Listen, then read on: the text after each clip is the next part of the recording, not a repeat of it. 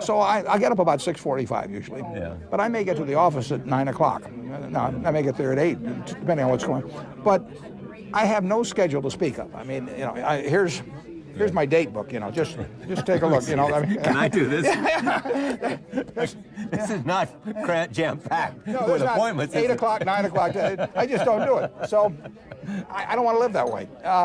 You decided that a long time ago. A long time. I decided that back when I was delivering papers, when I was a kid. I mean, I knew what I enjoyed and what I didn't enjoy. I like delivering papers. I'd still be glad to deliver a paper on.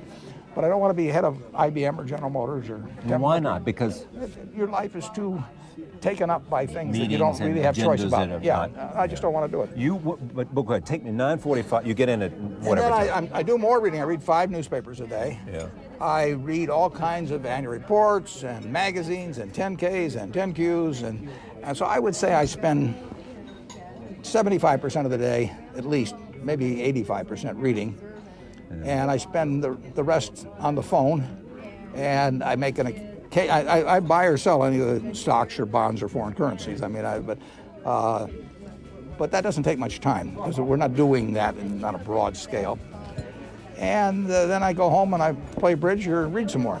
You go home at what, 5, 6 o'clock? Yeah, although that can be.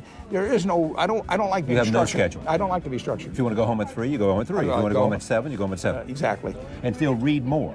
Yeah, usually, or play bridge now more. Online. I would pay, and I don't mind saying this to the people that own it because they don't know how to get it from me. I would pay $5 million a year for the ability to play online bridge 12 hours a week. It's worth it to me. If I compare it to the cost of a second home, which wouldn't mean a thing to me to speak of, or the cost of a boat or whatever it might be. I mean, what means something to you is to be able to play. If you deliver 12 hours of enjoyment playing with my sister and Carmel or whoever it may be, doing it in a few seconds, clicking on great, interface on it, I'd pay it, but they can't figure it. So I'm paying about $95 a year.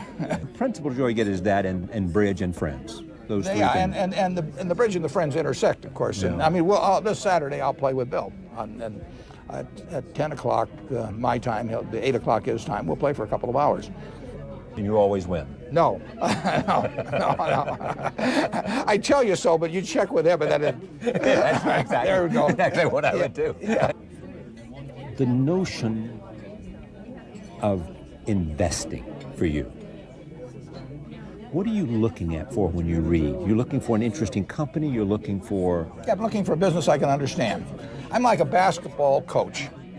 And if I walk down the street, the first thing I look for is 7-footers. And now, once I find the 7-footer, I still got to figure out, whether he's coordinated and whether I can keep him in school and all those things, Right. But if some guy comes up and he says, he's 5'6", and he says, wait till you see me handle the ball and all that, I'm not looking for those. So I leave. You want to look up at your players. Yeah, and when I first started, I used to find a lot of 7-footers. Harder to find 7-footers now because my universe isn't as big. Right. But I look for things I can understand. I think I know what the economics of the business will look like 5 or 10 or 20 years from now. And it doesn't mean that, I understand what a computer does, but I don't know who is going to be making lots of money off of computers 10 years from now, any more than I knew who was going to be making a lot of money off of television sets back in 1960. Turned out nobody was. Yeah, You've always taken the position that really you don't want to make speeches except to business students and to kids. Just the students, yeah. What's the idea? The idea is that they listen, and you may change some lives. I mean, the things I heard when I was 20 from somebody I wanted to listen to changed my behavior in ways. And the people I listened to at age 74, I want to be entertained and all that, but I'm not going to change anything. They're not going to change anything. So if I talk to a bunch of 50 or 60-year-olds, basically they want to be entertained and they want predictions. But if I talk to 20-year-olds, they ask, or 25-year-olds, they ask me the questions. It's what's on their mind, and they really get to what's on their mind, and they listen, and you can see it in their faces, and then they write me afterwards, and so it changes some lives. The biggest thing we talk about, and I know it resonates with them, because a lot of them are thinking they ought to go into this line or that line because it'll look good on their resume, or they get a little more experience. I tell them, if you wait till you're 80 to do something you like, I say that's like saving up sex for your old age. I mean, you want to have a passion for what you're doing. Why go through life, waiting for the big moment when you're 82? Preparing for something else. Yeah, right. It doesn't make any sense. It doesn't make any sense.